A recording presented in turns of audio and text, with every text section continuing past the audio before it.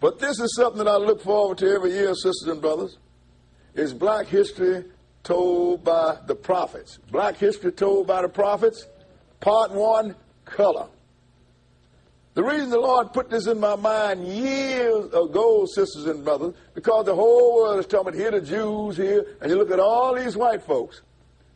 Now, no, I'm not being derogatory when I'm saying it, but all these white people saying that we're the Jews, everybody in the whole world said we're the Jews, and I just got tired, say, I want to show not only what color Israel is, also that Jew is just one tribe, sisters and brothers.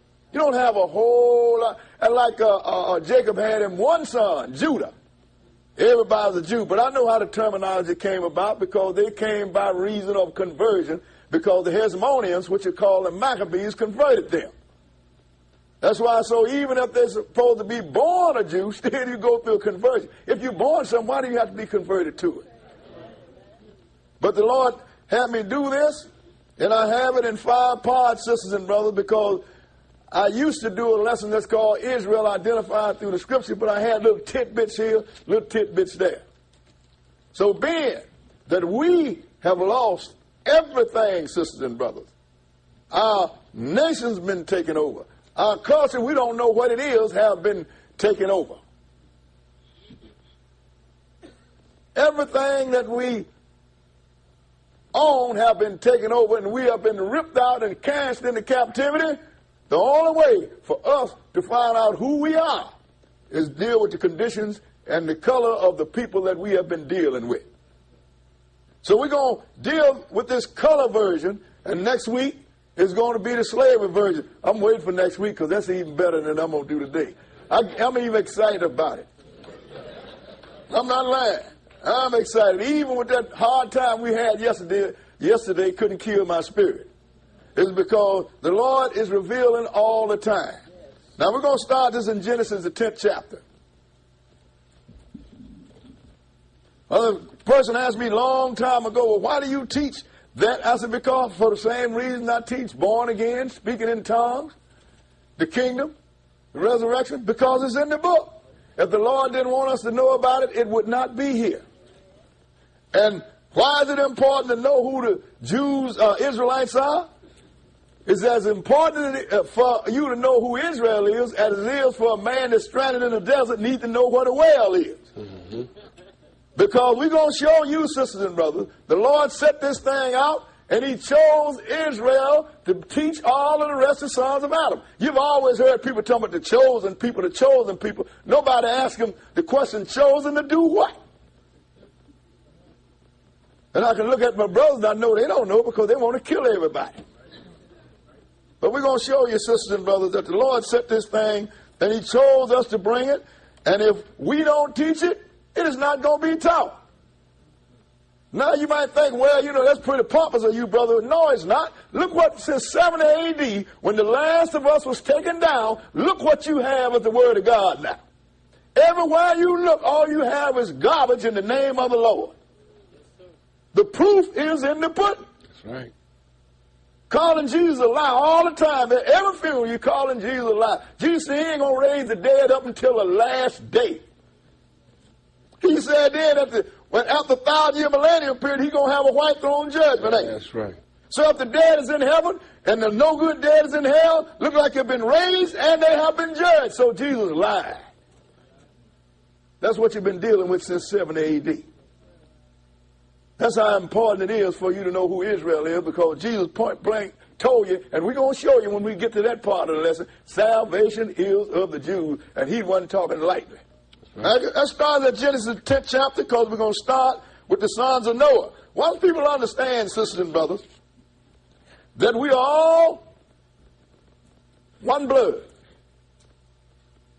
The Lord decided to do the colors for whatever his reason is, but we all one blood, and we all have one father, and we all have one mother. We don't have to go back to Adam and Eve. We can start right here at Noah. That's why I tell people all the time, we are the same, we just different colors. The Lord said every seed after its own kind. That's why we didn't come from apes.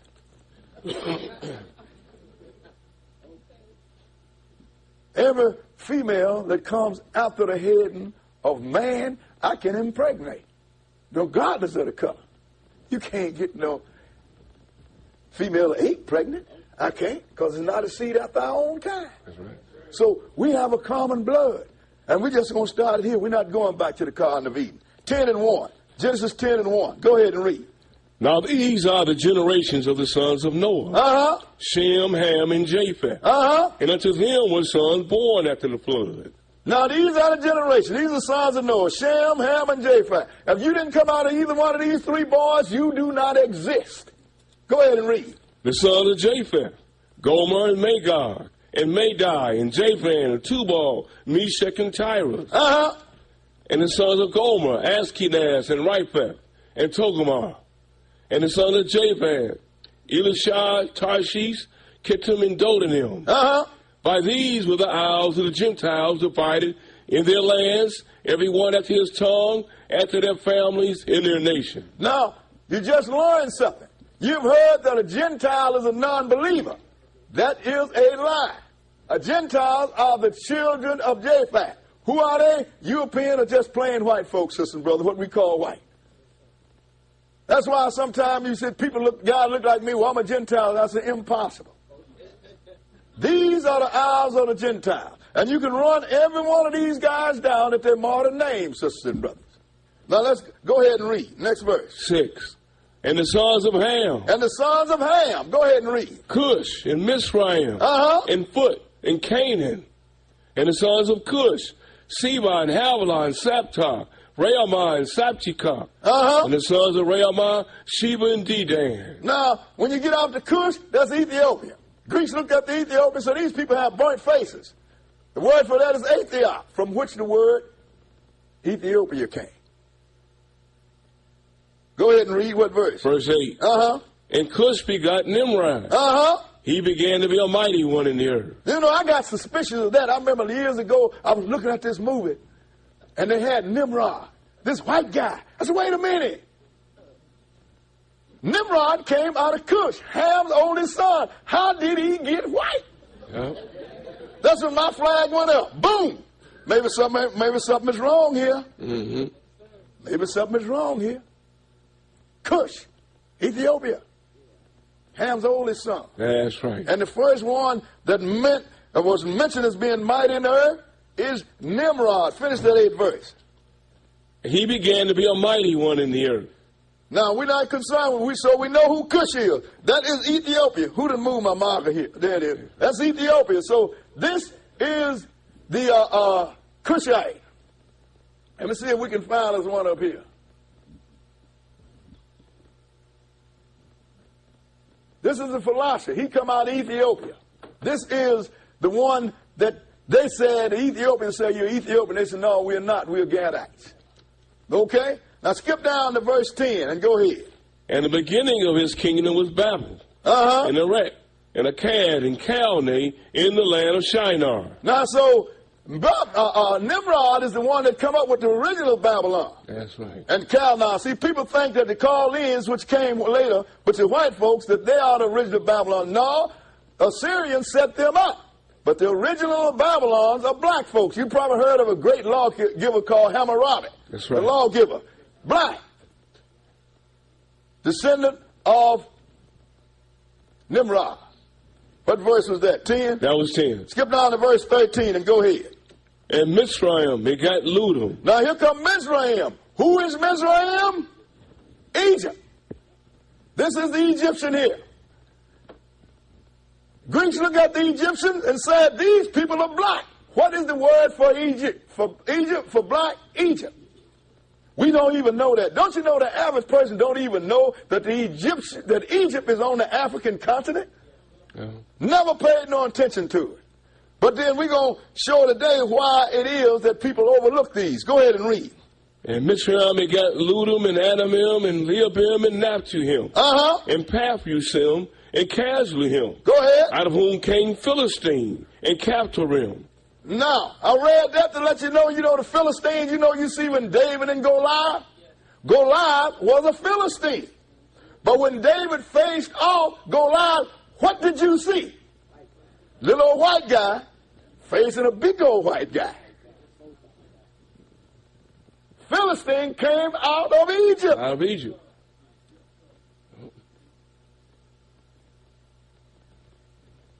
These things, sisters and brothers, that we need to know. Now let's go and deal with Israel, the one that we'll deal about. Let's go into Genesis, the 37th chapter.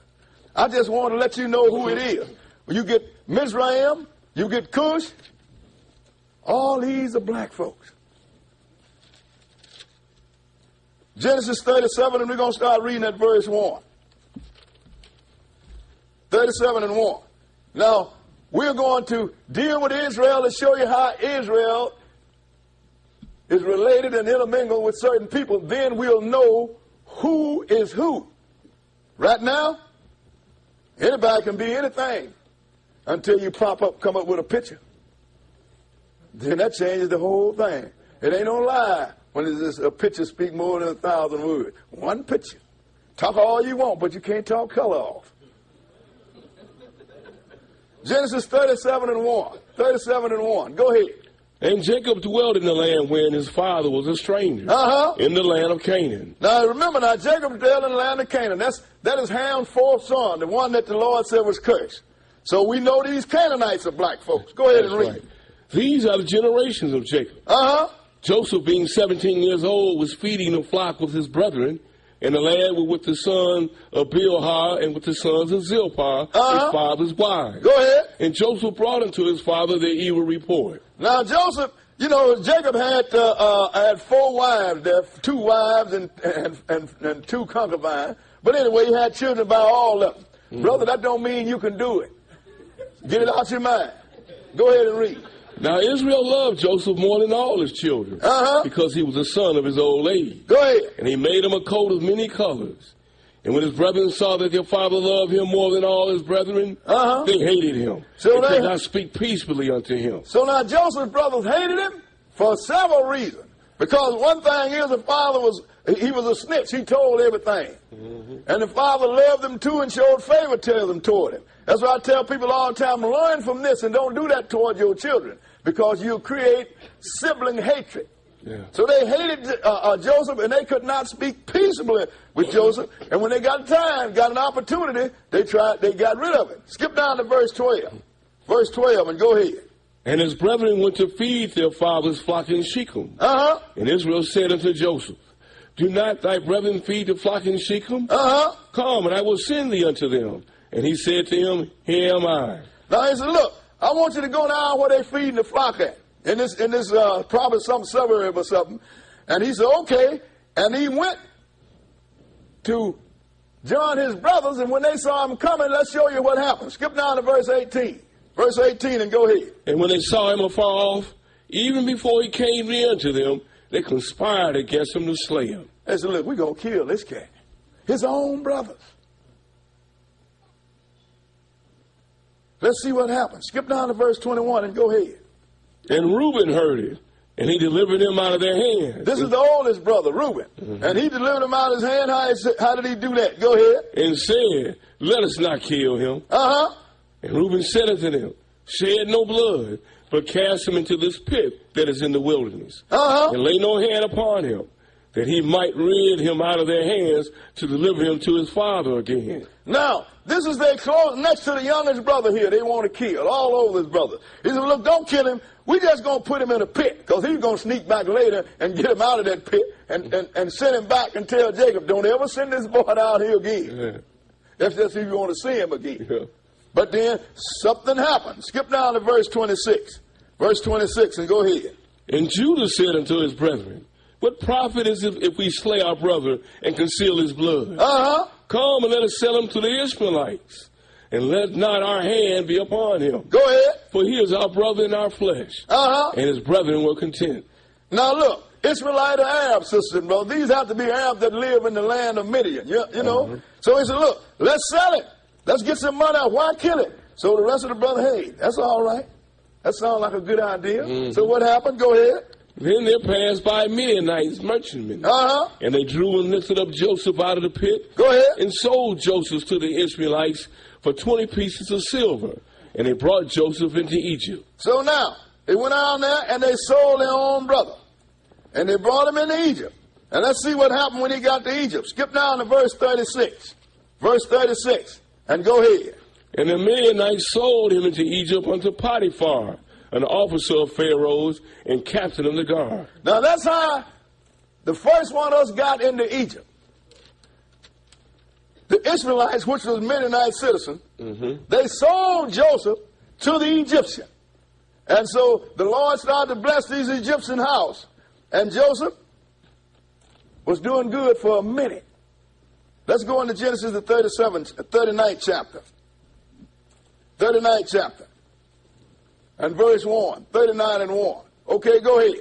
And Joseph was brought down to Egypt, and Potiphar, an officer of Pharaoh, captain of the guard, an Egyptian, brought him of the hands of the Israelites, which had brought him down thither. And the Lord was with Joseph, and he was a prosperous man. Go ahead. And he was in the house of his master, the Egyptian. And his master saw that the Lord was with him, and that the Lord made all that he did to prosper in his hand. Now see, now the Lord was with Joseph, so everybody that was affiliated with Joseph was blessed.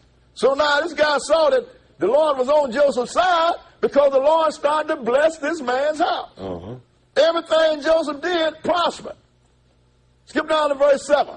Then something happened. Go ahead and read. And it came to pass after these things that his master's wife cast her eyes upon Joseph, and she said, lie with me. That's always been a problem in every captivity with us, ain't it? Now you're in trouble. If you go along with it, you get killed. If you don't go along with it, you're bound to get killed too. We have had a problem. So you're doing good, so the master's wife should lie with me. Joseph couldn't roll with that. Go ahead and read. But he refused and said unto his master's wife, behold, my master would not what is with me in the house, and he have committed all that he have to my hand. He said, no, I can't do this. But she didn't leave him alone. What verse was that? That was 8. Skip down to verse 12 and read it. And she caught him by his garment, saying, another time he come in, she grabbed him by the garments. Go ahead and read. lie with me. And he left his garment in her hand and fled and got him out. So the man ran. When they grabbed him. But what happened is she still had his clothes. Whatever he had on, she had it. So she laid it up. So this guy here wouldn't lay with her because the man had to know the law. You understand? I don't care if it is your master's house and if it is a stranger. Brother lay with a married woman, the Lord said it's a scar on him forever. Joseph knew that. So he ran. He wasn't going to cross God. Skip down to verse 16. Verse 16. And go ahead. And she laid up his garment by her until his Lord came home. And she spake unto him according to these words, saying, the Hebrew servant which thou hast brought unto us came in unto me to mock me. Ain't that so? Go ahead. And it came to pass as I lifted up my voice and cried, that he left his garment with me and fled out. Ain't that something? Now she cried. The only thing she cried was lay with me. But now, so he ran. Go ahead and read. And it came to pass when his master heard the words of his wife, which she spake unto him, saying, after this manner did thy servant to me, that his wrath was kindled. Right away he was mad. Now this is a man that he done made him rich through handling his business because the Lord had blessed him. Right away he mad. Ain't asked no question. Same thing when you get in trouble. You innocent, but ain't nobody listening to you because the master said you are guilty. You don't have nobody to plead your cause. Go ahead and read. And Joseph's master took him and put him into the prison, a place where the king's prisoners were bound, and he was there in the prison. Now, so what happened? His master went and had him locked up. But the Lord was always with Joseph. It's just like the Lord said about Israel. Even in your enemy's land, he'll be a little sanctuary to you. Yes, so the Lord was still with him. Let's go to 41st chapter of Genesis. Genesis chapter 41. And we're going to start reading at verse 1. 41 and 1. Okay, go ahead. And it came to pass at the end of 2 full years that Pharaoh dreamed. And behold, he stood by the river. And behold, there came up out of the river 7 well-favored kine and fat flesh. Go ahead. And they fed in the middle. And behold, 7 other kine came up after them out of the river.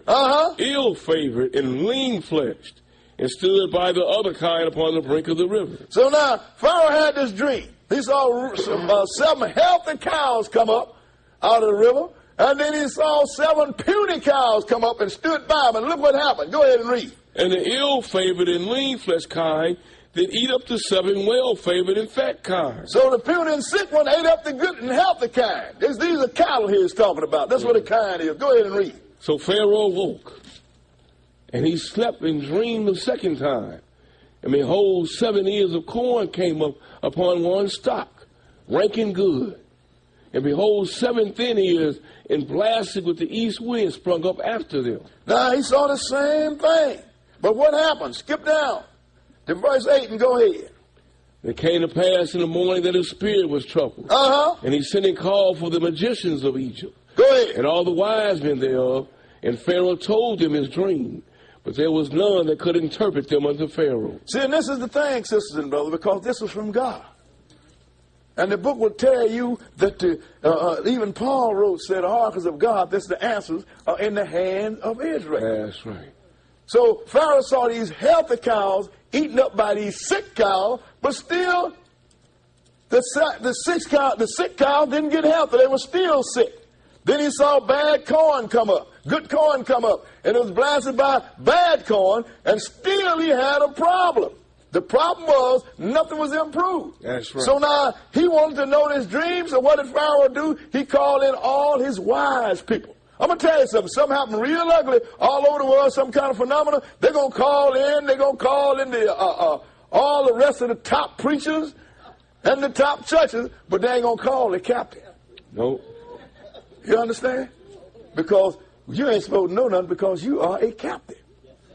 So being his people couldn't do that, what happened? What verse? Verse 9. Inspect the chief butler unto Pharaoh, saying, I do remember my faults this day. Go ahead. Pharaoh was wroth with his servants and put me in ward in the captain of the guard's house, both me and the chief baker. And we dreamed a dream in one night, I and he. We dreamed each man according to the interpretation of his dream. Now he's telling me he do remember his faults. Because Joseph told him what his dream was, and he got out, and Joseph told him he was going to get out. He said, now, remember me and speak to Pharaoh for me once you get out. That's right. 2 years he ain't thought about Joseph. But now, when Pharaoh needs somebody to interpret a dream, now he remember his faults. In other words, don't nobody care about you, but if I can get me a little leg up, I'm going to use it. So what did he say? And 12. And there was there with us a young man, an Hebrew, servant to the captain of the guard. And we told him, and he interpreted to us our dream. To each man according to his dream he did interpret. So now, he said he interpreted to us our dream. And the dream came the way interpreted. Just keep reading right on through. Go ahead. And it came to pass as he interpreted to us, so it was. Me he restored unto mine office, and him he hanged. Go ahead. And then Pharaoh sent and called Joseph, and they brought him hastily out of the dungeon. And he shaved himself and changed his raiment and came in unto Pharaoh. So now, Joseph, being Pharaoh had nobody among his wise people to interpret his dream, he sent for Joseph. So Joseph, you know, he shaved himself because the Egyptians don't like hair. You notice them Egyptians always, if they got anything, one little bit of strain off the chin. So Joseph going to go in before Pharaoh, he had to shave himself. Israel wore beards. So what happened when he went in? Go ahead and read. 15. And Pharaoh said unto Joseph, I have dreamed a dream, and there's none that can interpret it. And I have heard say of thee that thou canst understand a dream to interpret it. And Joseph answered Pharaoh, saying, it is not in me. God shall give Pharaoh an answer of peace. Now see, the whole thing is from God, sister and brother. He said, I done dreamed a dream. My people can't tell me what it is, but I've been told you can. He says, it's not in me. God is the one that's going to give you an answer. That's right. Because that's the one that had the dream, gave him the dream because he had a message. Skip down to verse 29, and he's going to deal with this dream. Go ahead and read. Behold, there came 7 years of great plenty throughout all the land of Egypt. That's what them 7 kind, them fat cows. They're going to be 7 years of great plenty. You're going to have bumper crops. I mean, everything will grow in abundance in all Egypt. Go ahead and read. And there shall arise after them 7 years of famine. And all the plenty shall be forgotten in the land of Egypt. He said, go ahead. And the famine shall consume the land. He said, but now you're going to have 7 years of drought and famine. It's going to be so bad until nobody's going to remember the 7 good years. That's right. So he gave him some real good advice. Skip down to verse 33. Verse 33 and read it. Now, therefore, let Pharaoh look out a man discreet and wise, and set him over the land of Egypt. Go ahead. Let Pharaoh do this, and let him appoint officers over the land, and take up the 5th part of the land of Egypt in the 7 plenteous years. He said, so I tell you what, why don't you set a man that's smart and discreet, set him over the land, and during that time, of the good time, let him store stuff up. Go ahead and read. And let them gather all the food of those good years that come.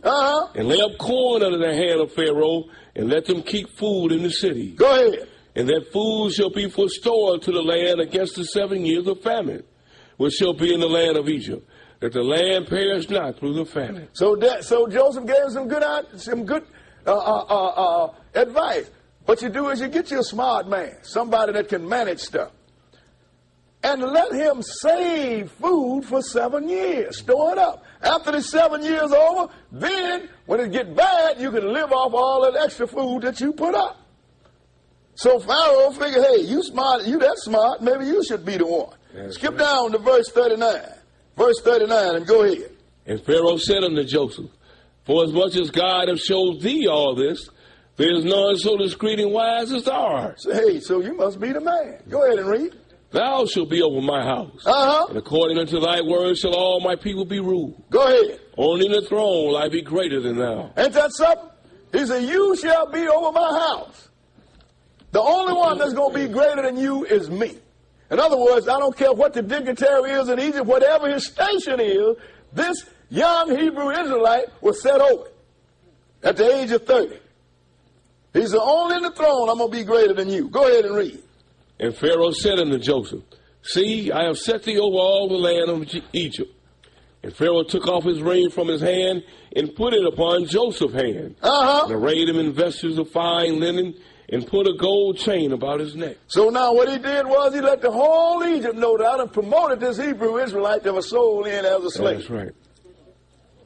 And then what else did he do with him? Skip down. What verse was that? That was 42. Skip down the verse 45 and read it. And Pharaoh called Joseph's name Zaphnath-Paaneah. They always have to give you the name of their God. You understand? Joseph wasn't good enough. Like over here, when you came in to name whatever your name is before you was taken off the continent, it's not yours no more. They gave it to you. Right. So Joseph did the same thing. So Pharaoh did the same thing. And what else did he do? And he gave him the wife Asenath, the daughter of Potipharah, priest of On.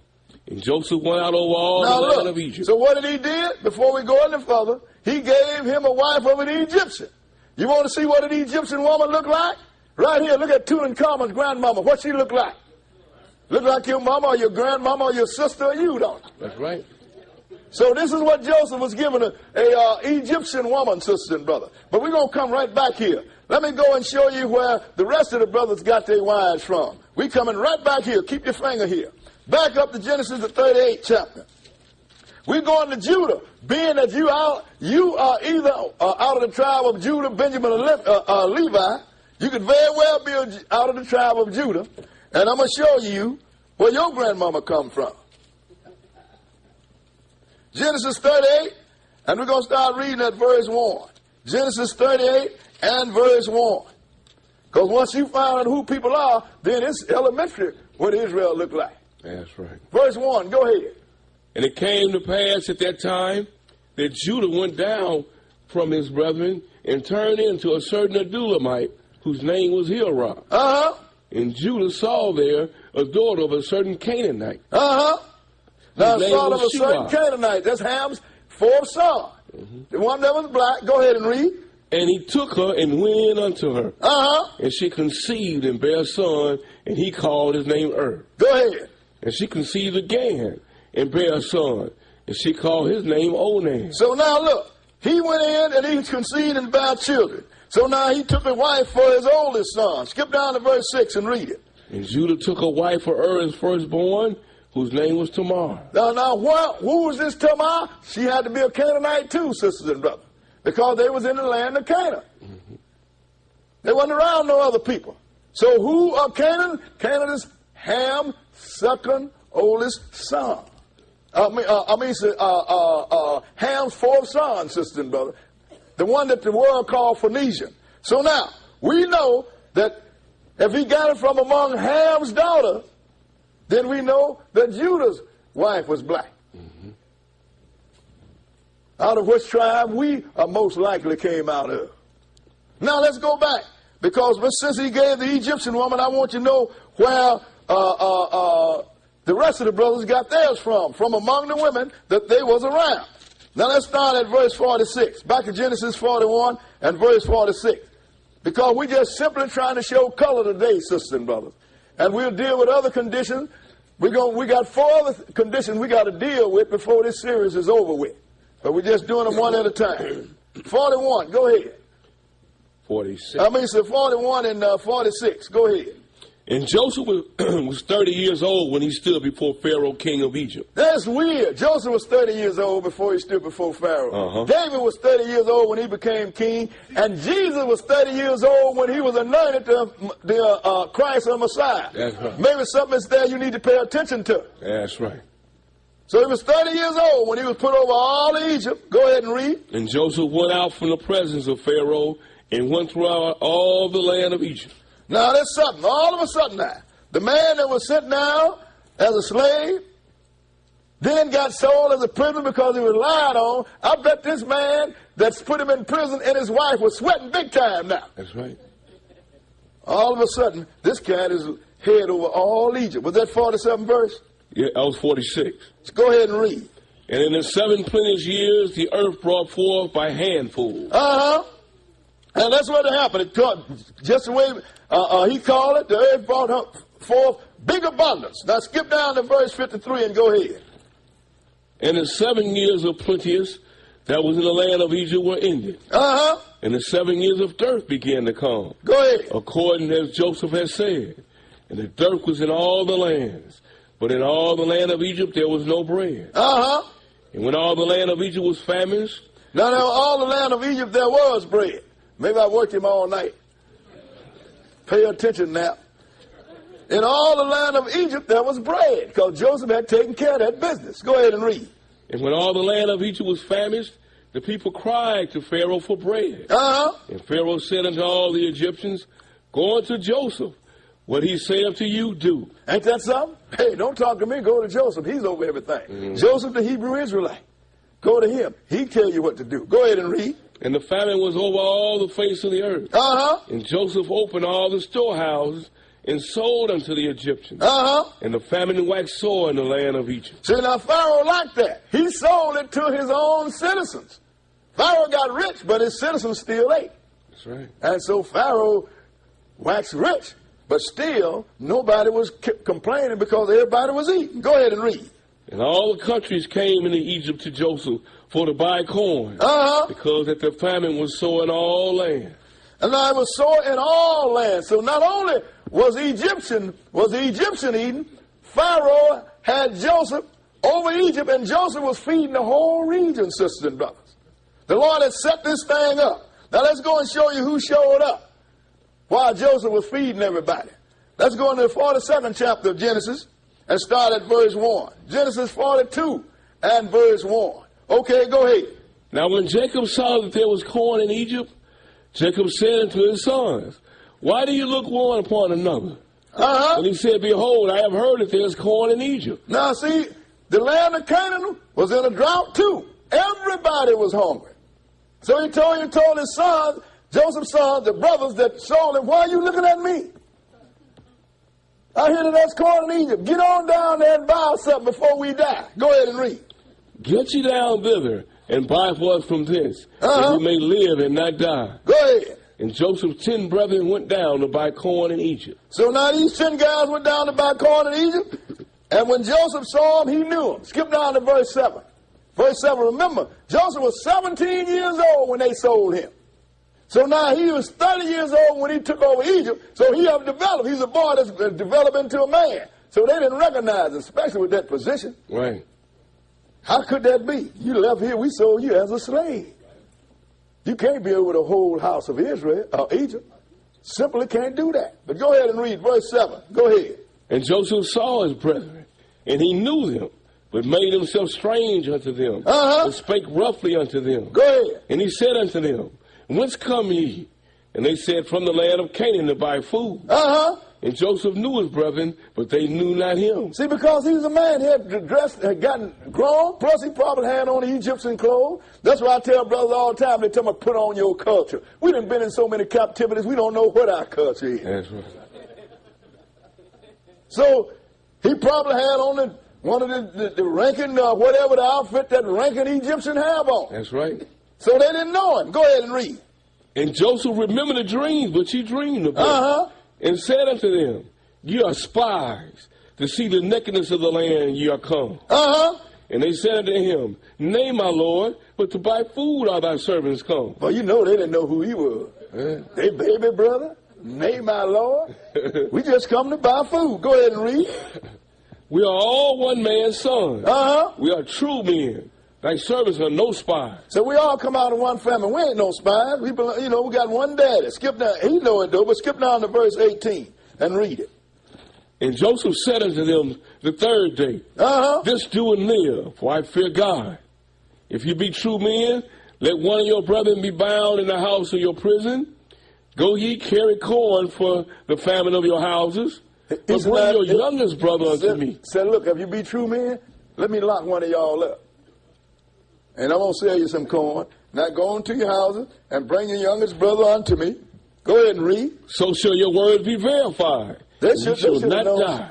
They should have known something. How did this cat know about our young brother? You understand? Yeah. Ain't nobody flying easy, but I'm going to tell you something. You going on and you bring it to him, and then you can eat, and you ain't going to die. And they did what? And they did so. And they did so. Keep reading. And they said one to another, We are verily guilty concerning our brother. That we saw the anguish of his soul when he besought us, and we would not hear. Therefore is this distress come upon us. Right about, they went back to what they did. So the Lord has given us what we put out there. But Joseph was listening to them. They were speaking to him in the Hebrew language. Right. Go ahead and read. And Reuben answered them, saying, Spake I not unto you, saying, Do not sin against the child, and you would not hear. Therefore, behold, also his blood is required. So now Joseph know who tried to save him now, didn't he? Go ahead and read. And they knew not that Joseph understood them, for he spake unto them by an interpreter. Ain't that something? So now he spoke to them in the Egyptian language, sisters and brothers. And they speaking to one another in Hebrew. That's why I tell you, if you speak a foreign language, like, I'll never forget, sisters and brothers, when I was doing heating and air conditioning, I had a brother from Panama with me. And I was training him. And we went to this Mexican business. And they started speaking Spanish and saying some ugly stuff back up. And then he said something in Spanish. They stopped like this here. He said, yeah, I understand Spanish. And he said, I speak Spanish. I'm from Panama. And let you know, you don't know who understands what. So you watch your mouth. That's right. You understand? So anyway, he looked at him and he was messing with him. They didn't know that he could speak Spanish. So he put him through a lot of changes. We ain't interested in no one changing. But think about it now. You get these Hebrews, went out there and dealt with these Egyptians. You understand with their brother. Now, if he looked like the people that call himself a Jew nowadays, they said, wait a minute, something's real strange here. Why is it you got a white guy running a black nation? But it wasn't like that. They didn't know the difference. But eventually, he revealed himself. Let's go into Genesis, the 45th chapter. Genesis chapter 45.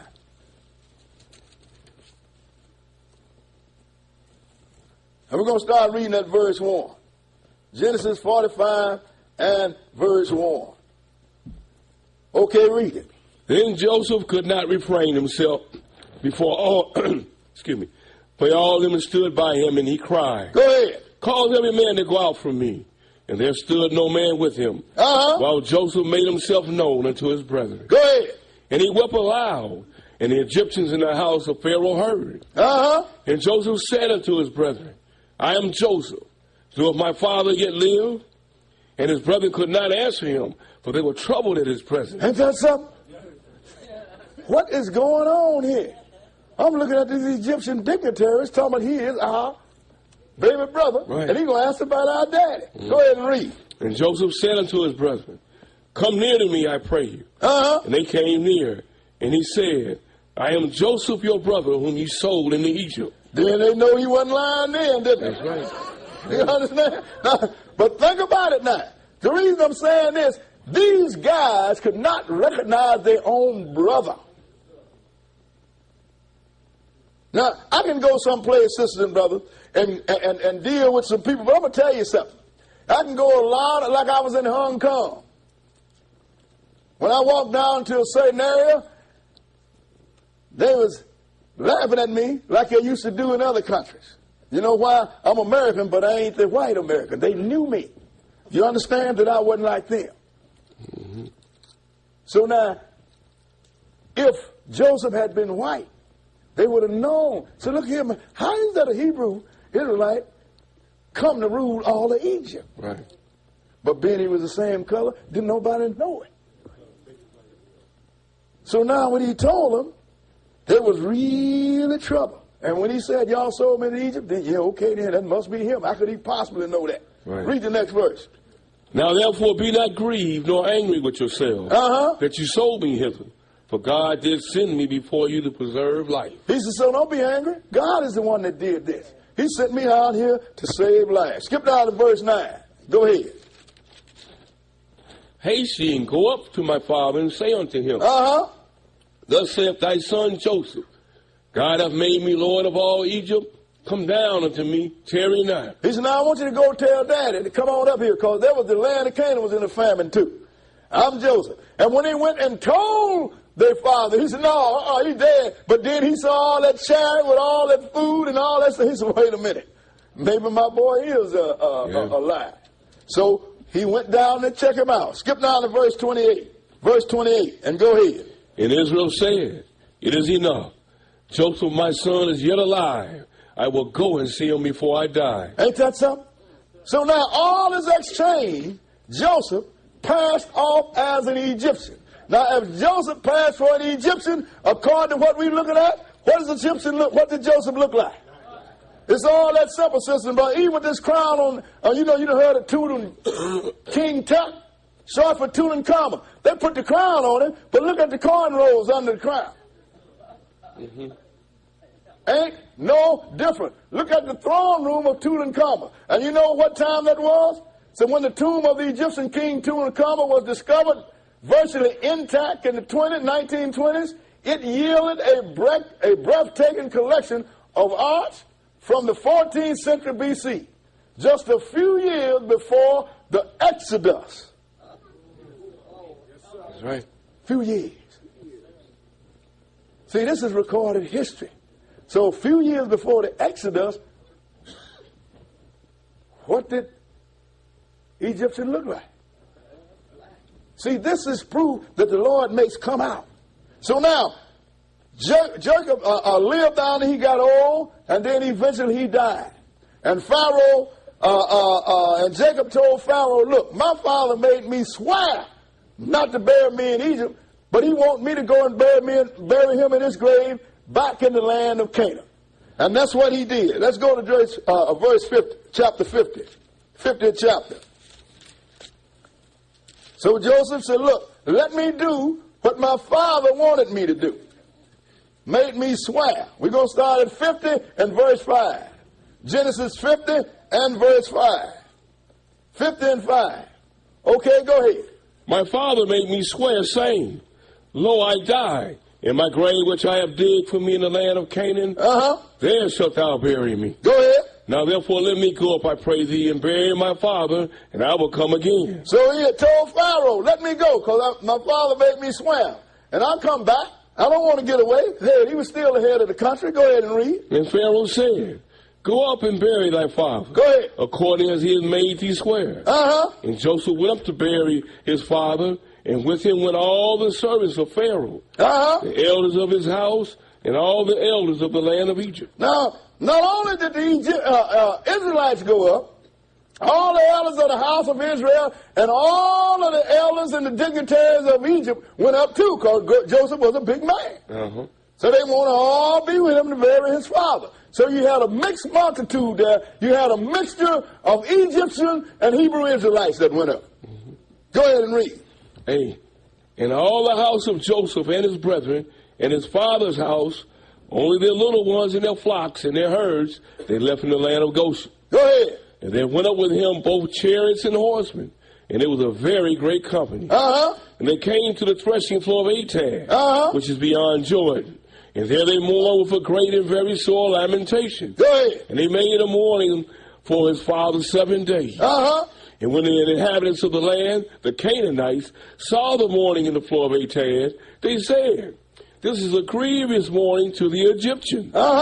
Wherefore the name of it was called Abel Mizraim, which is beyond Jordan. So when the Canaanites saw all this great big mourning for Jacob, they didn't say this is a grievous mourning for the Egyptians and the Israelites. They said this is a grievous mourning for the Egyptians. Because they was all the same color, and it's obvious they was all dressed the same. That's right. That's why it was called Abel Mizraim, because Mizraim, that's which means the mourning of the Egyptians, because Mizraim is Egypt's real name. So the Greeks just call them by their color, black. So now, all of these times that Israel was down in Egypt, we're going to show you that they started having wives too. Joseph had one. Judah got his from among the Canaanites. Now let's look how many people went down into Egypt. Let's go into Exodus, the first chapter. Exodus chapter 1. I'm talking about the Lord had this thing covered, sisters and brothers. There ain't no way that you can read this Bible and not put your hand on who Israel is. That's right. Verse 1, go ahead. Now these are the names of the children of Israel, which came into Egypt. Every man in his household came with Jacob. Go ahead. Reuben, Simeon, Levi, and Judah. Issachar, Zebulun, and Benjamin. Go ahead. Dan and Naphtali, Gad and Asher. And all the souls that came out of the loins of Jacob were 70 souls. For Joseph was in Egypt already. So now it's 70 people that came out. I mean that came by way of Jacob. You understand? His children and grandchildren. 70 of them was down there. Go ahead and read. And Joseph died, and all his brethren, and all their generation. So now they had been down there for a while. That whole generation died. Go ahead and read. And the children of Israel were fruitful, and increased abundantly, and multiplied, and waxed exceeding mighty. And the land was filled with them. So we always had a capacity to have a lot of babies, sisters and brothers. All of a sudden, everywhere you look, there's Israelites running around there. That's right. And then Egyptians started getting shaky. Go ahead and read. Now there arose up a new king over Egypt, which knew not Joseph. And he said unto his people, Behold, the people of the children of Israel are more mightier than we. Come on, let us deal wisely with them, lest they multiply and it come to pass that when they'll fall about any war, they join also unto our enemies and fight against us, and so get them up out of the land. So now, this new king that didn't know Joseph, that was close to 400 years later. And he saw all these Israelites, Hebrew Israelites, and babies and running all over the place. He said, look, we better deal with these people. Because if we get in a war, they're going to join our enemies and they're going to get away from us. Because they didn't want to get away from Israel because we always been a source of cheap labor for everybody. Just like Joseph made his master cheap, we have made this rich, we have made this country rich. It's all that simple. That's right. Go ahead and read. 11.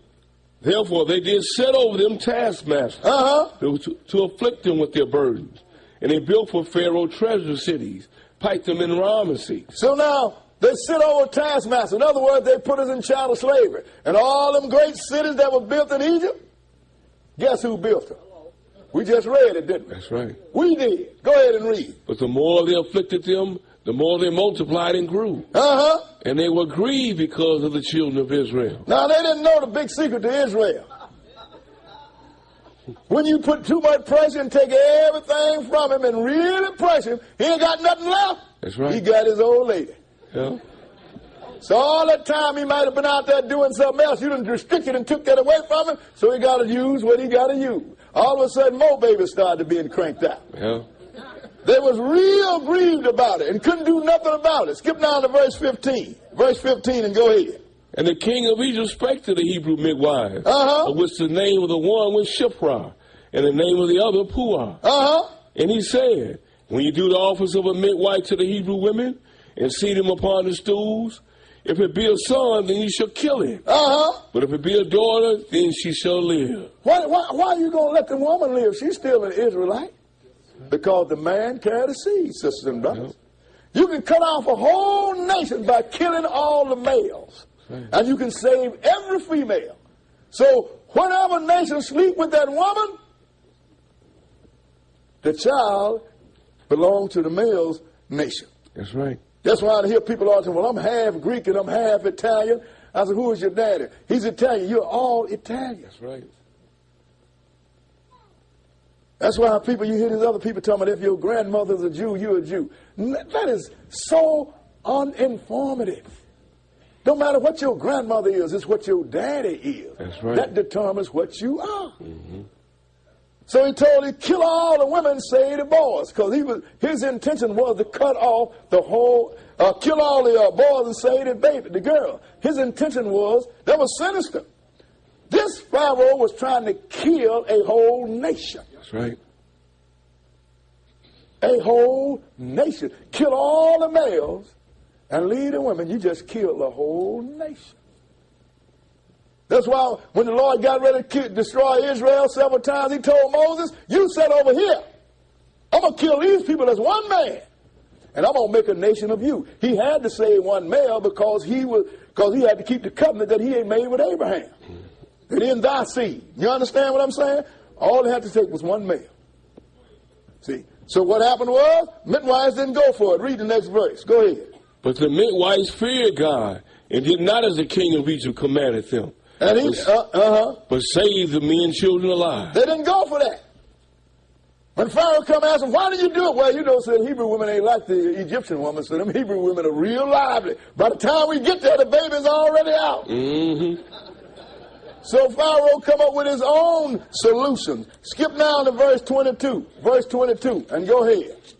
And Pharaoh charged all his people, saying, every son that is born you shall cast into the river. Go ahead. And every daughter you shall save alive. So now he told the people now, every son cast into the river. Now you got your neighbors looking over your fence. You got everybody watching you and watching your children to see if a male is going to be born. And that's what they was doing. And that's when Moses come on the scene. Because I'm going to tell you something, two times when all the males was killed among Israel and only one male was saved in the age bracket, that was the time of Moses and the time of Jesus, sisters and brothers. So now, let's look. Moses is born now during this time. Let's go into second chapter of Exodus. Exodus, the second chapter. And let's start reading at verse 1. Exodus chapter 2. And we're going to start reading at verse 1. Okay, go ahead. And there went a man of the house of Levi, and took to wife a daughter of Levi. Go ahead. And the woman conceived and bare a son. And when she saw him that he was a goodly child, she hid him 3 months. And when she could not longer hide him, she took for him an ark of bulrushes, and dabbed it with slime and with pitch, and put the child therein. Go ahead. And she laid it in the flags by the river's brink. Now, she couldn't hide him no longer. In 3 months, I guess them neighbors gotten real bad. Everybody looking over her fence now. So she went on down to the river, had to be the Nile, and put him in a bunch of weeds down there. And he was there in the water, and let's see what happened. Go ahead and read. And his sister stood afar off to what will be done to him. And the daughter of Pharaoh came down to wash herself at the river. Go ahead. And her maidens walked along by the river's side. And when she saw the ark of the flag among the flags, she sent her maid to fetch it. And when she had opened it, she saw the child. Join us on the Sabbath Day Live via the internet. Log into our website, which is www.theisraelofgod.com. Click on the link Sabbath Day Live on our homepage. You will need Windows Media Player to view our program. We stream live twice every Sabbath at 10 a.m. and 1:30 p.m. Central Time. If you enjoy our program, we would appreciate your donations to help defer the cost of continuing this work. Send donations to the Israel of God, 2515 East 75th Street, Chicago, Illinois, 60649. Also, if you're in the Chicago area, please feel free to join us at our study class located at 2515 East 75th Street here in Chicago.